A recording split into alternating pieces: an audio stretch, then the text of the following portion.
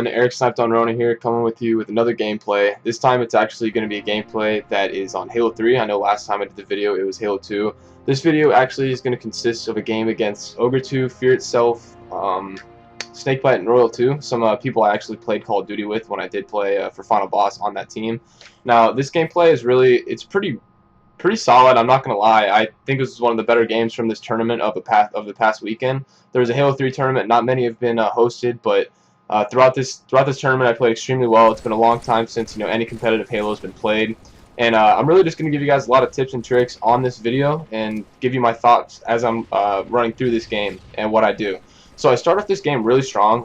I started this game strong. I know I'm pushing up with my team right now. A lot of times snipers just kind of grab sniper and push back to their base, but all my teammates were still alive, and I decided to just push straight up top middle with them to kind of be more of a support. I'm really surprised that shot registered. Some things I'm going to do with this video is kind of go back and show you some things. A lot of things with Xbox Live are really laggy. I actually shoot right through Ogre 2's head right here. It's kind of weird. I don't really understand some of the mechanics with this game when it comes to that kind of stuff. But, I just got to kind of live with it and keep pushing forward. I know I kind of complain a lot about it in game, but what can you do? Got another bloodshot right there in Royal 2, as you can see. So a lot of things that really can change the outcome of situational plays. Maybe if I got those 2 kills, we would have already been running a flag. You never know. So it's kind of just, you got to kind of run with the hits, and it's a little frustrating, but you just kind of have to play it out. I'm also going to fast forward through some of these deaths right now, just kind of get into more of the gameplay because I don't want this to be that long of a video. Okay, so right here, I'm thinking, all right, 2 of my teammates are low, going low on the map right now. Now the problem here is that going low is really hard because if you have too much pressure low, that means that you're missing out on what's going on top center. So when you do go low, use these types of glass areas to see enemies above you. See, I can see a guy right here, and I don't really use it that well in this play, but whenever I'm either top center, I can even go up here, and you can see our whole team as we're running through here. You can just kind of see under the map. A lot of people don't use them, and a lot of people don't even really know about it. But both my teammates are going up L1 and R1, which are the ramps to my left and right, and I'm just going to decide to go low because I don't see anyone low on the other team, and a lot of pressure's top center, so I'm just going to be the sneaky player right now, making the plays. So I'm lucky that I got the rocket guy first. Another thing right here is you can kind of tell for the people that are new to Halo 3. I get the 2-shot melee. It's a 2-shot melee. Ogre 2's shields, as you can see, he's lit up very strong right here. He's like glowing in the dark pretty much.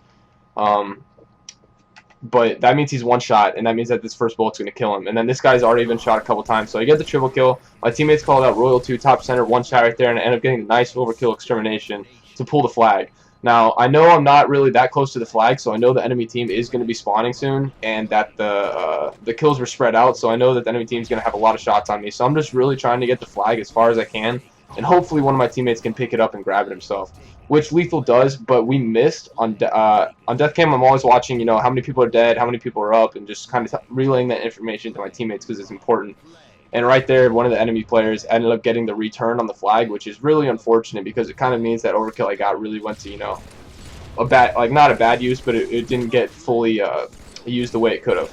Now right here, I'm deciding, this is some things that more advanced players do, and this is something that you guys have to start thinking about when you're playing and you're in situations. I'm weak right here. I'm about 1 or 2 shots, and there's a guy right behind him that's going to be shooting me. So I go straight to this wall, and I get into a spot that the enemy guy can really have a hard time getting some shots on me. So I back down, use the wall as cover, throw a grenade, and then push up when one of my teammates is there with me.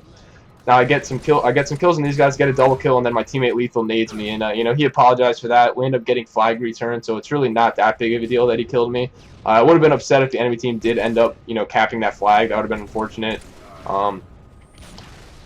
Right here, just got 1 kill pushed up. One of the hardest things to do in this game is switch targets when you already know someone's weak. So that's where a lot of the teamwork comes into play. If you're 1 shot and you see 2 of your teammates running up top center, you can just jump right back out with them because it's really hard for that person who was originally shooting you to switch targets back to you and get that kill. So right here, I'm just kind of being a nuisance. Royal 2 actually gets the better of me right here. Hit some really nice shots. It was good of him to back up and not go for the trade. I was expecting a melee fight, but it ended up not. So on this kind of laggy host, you see where I'm shooting? I'm shooting literally under him, and because it's online, when you're playing on a pretty laggy host, you can shoot under people, and the bullets are still going to register, and that really takes effect when the person is under you, or when the person is jumping and falling, because those are some of the hardest shots to hit, and you can't really just aim right at that person. So that's where that kind of comes into play. Now right here, I'm just pushing up top center. FearitSelf kind of gets, you know, destroyed right there. I'm not gonna lie. He had rocket launcher, and he kind of just tried to. I don't really know what he was doing. He should have at least just fired, but ended up getting the better of him right there. And now all my teammates are top center, and we're just putting a lot of pressure on them. I'm top center. I know that APG has sniper, so that means that it's my job to push up and try to kind of protect the fly guy. Now, right now, I know we're running flag low, and all the other enemy team just died, so I'm really just kind of picking people off spawn and letting my teammates know exactly where they spawn. I get the double kill, which is pretty nice right here, but, you know, I kind of make a ballsy play, and I was way too aggressive right there. I could have just stayed alive and gotten away, but I decided, you know, I'm playing really well at the beginning of this game. Might as well just go Rambo and try and get another overkill or something. Who knows? But, you know, that was kind of a slight mistake. It's something that I could really change, but it didn't end up hurting the flag cap, and we ended up still getting that capture. So it really didn't make that much of a difference. Now right here is what I'm talking about. I know FearitSelf is closer to my teammates, and the guy in the back I can see by his shields that he's extremely weak, or someone on my team had called him out that he was weak. So I'm expecting one of my teammates can finish off this FearitSelf kill and no one can see the guy in the back. So I go to switch targets right away and get Snakebite in the back, kill him when he's one shot, and almost got FearitSelf for the double kill right there. Now that's something that's really hard to do, is switching targets, but I could just notice that right away, that he was one shot in the back, and he was going to be the closest one to FearitSelf was going to be the closest one of my teammates, and Snakebite was going to be regaining his shield sometime soon. So if I didn't get either of those kills, that could have been a big problem. Right here, a couple of my shots really aren't registering too much. You know, I still get the kill. It's just going to be me pushing up top center after that kill. Two of my teammates just died, and now I'm just kind of stuck in a position where I can't let the other team get control. So right here, I could have gone for the two-shot melee, but I didn't want my melee to miss, or I didn't want me to not get the lunge. So I ended up just getting the trade against Ogre 2 right there, top center, which really was good. It gives us back control of the map, and it gives us like the ability to push up together as we all spawn near the same time. Right here, you know, it's really just smart to just nade the ramps. This is something that's new as well. This kind of got implemented near the end of Halo 3. There's a grenade on the ground right now, and if you throw a second plasma grenade, you can time it with the explosion of the first plasma grenade, that you can direct the grenade to go in a certain direction. I know that I'm really not going to have very many shots in this guy. I might get one shot off on him before he gets into cover and I can't shoot him anymore, and then by the time I get that, I'm going to be shooting this guy. So this grenade on the ground, I'm going to time my second grenade with the explosion towards him, and I don't get the kill right here, but I explode it really close to him, and I get that guy no shields for one of my teammates to clean up. So I get that kill. My teammate cleaned up the kill that I got with the weak nade, and then this guy, I got sniped, and then, you know, if I didn't get sniped, that would have been us three dead pushing together for their flag right now.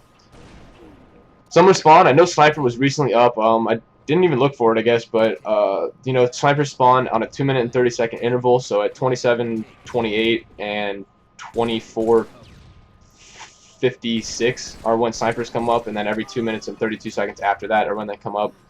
Right there, that was kind of my fault. My teammates were all dead. I didn't really have anything to do. I just kind of pushed up and died in, near their base. You know, it would have been crazy for that play to be made somewhere.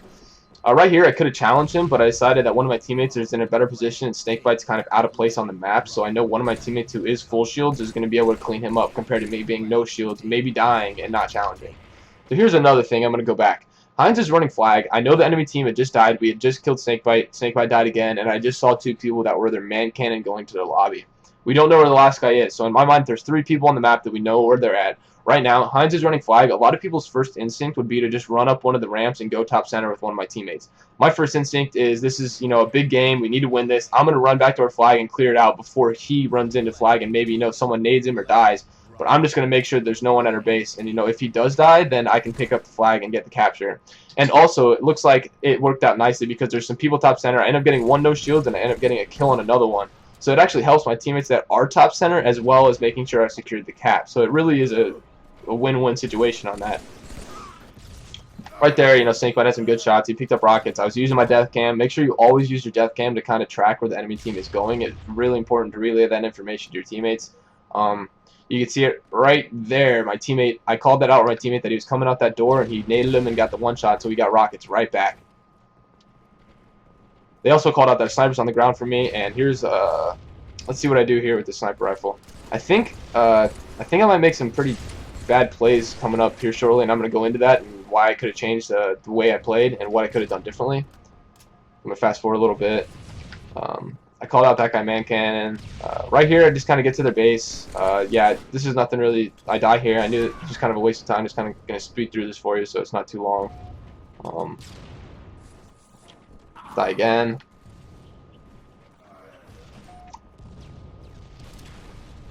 Alright, so the enemy team has 2 snipers top middle right now. What I'm going to do is I'm just going to try and get some shots on these guys top center. You know, if they hit the shots, that's them. But they have 2 snipers, which means that they're not pushing up. That's one thing about this map, is when you have 2 snipers on a map, it's on 2 snipers on narrows, then your teammates that are pushing up really have to do a lot of work if those snipers aren't hitting the shots or getting the spawn traps. A sniper's job on this map really is to get the spawn traps and let your teammates know where they're spawning. And right here is a really this guy's running flag. I'm just kind of getting into a spot since the guy's not sniping top center anymore. I'm getting into a spot where I can put shots on the flag guy as he's running it, and then my teammates can clean him up with me. We just killed the guy really fast. Royal 2 is out of place right now. I don't really know why he was our snipe spawn of the sniper. That gives us a chance to kill him and get a flag stop if they did keep running the flag. But we ended up getting the stop right there, and we got the flag return. As you saw, I kind of looked back at our flag to make sure that there wasn't still someone at our base. And, you know, I was just making sure that, you know, someone wasn't trying to sneak behind us. Right here, this is a problem that I need to fix with this game type. Not this game type, but me and Richie were talking right here. Richie is R57 that you see on the screen. We were talking, and he was saying that, you know, come help me on the flag. And, you know, I don't know why I didn't go straight to the flag and help him out. I ended up just kind of sticking around man cannon side, and I should have just, I had a lot of time to just run and help him out. He ends up getting in a one-on-one fight and dying, and I blame myself for that, and now my whole team is dead. And this is another situation where I make a pretty stupid play. I pushed top center with a sniper rifle, giving them the ability, once they kill me, I knew rockets were up, so I was going to try and stop them on rocket spawn, but there are a lot better places on the map I could have helped out and put myself in that would have taken me away from the action. So right there, I gave them basically full control of the map, rockets, and a sniper rifle top center, basically setting them up for a spawn trap in our base. Rocket guy was right there. You can see Ogre 2, R2. So basically, I think I gave up that cap myself. I gave him a lot of power weapons and a lot of control of the map, and I really need to do something to make up for it. So that's what I really do.